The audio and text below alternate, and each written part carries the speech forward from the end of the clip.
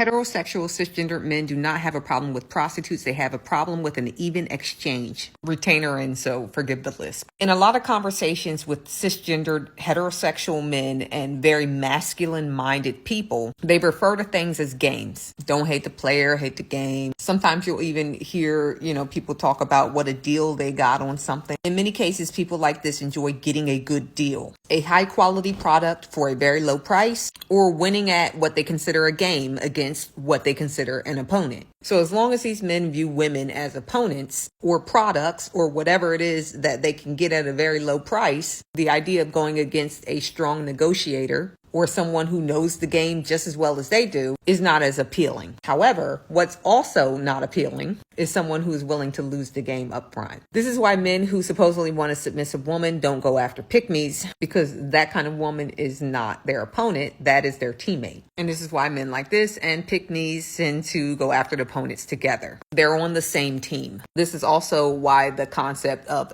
effing someone is not just sexual, it's about conquering them. In these cases, sex is not about enjoyment, it is about power. And having power over another person encompasses the idea of an uneven exchange, which is the true objective, not just getting one's rocks off. Now back to the problem with the even exchange. You'll find that in conversations with people like this, it doesn't feel like a conversation, an exchange of ideas.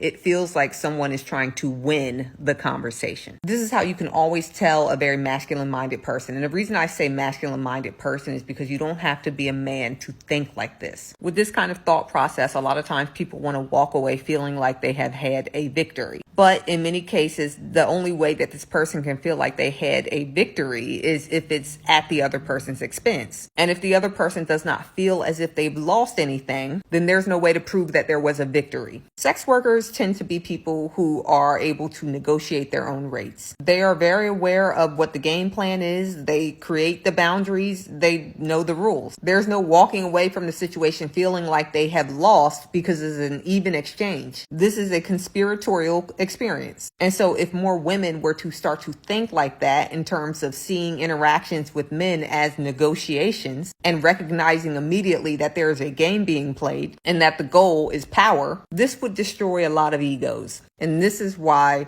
prostitutes, sex workers, and anybody who is in any kind of position to be able to negotiate what they will or will not give in any given situation is such a threat, because the overall uneven exchange in our society would turn into one where both parties are worthy opponents.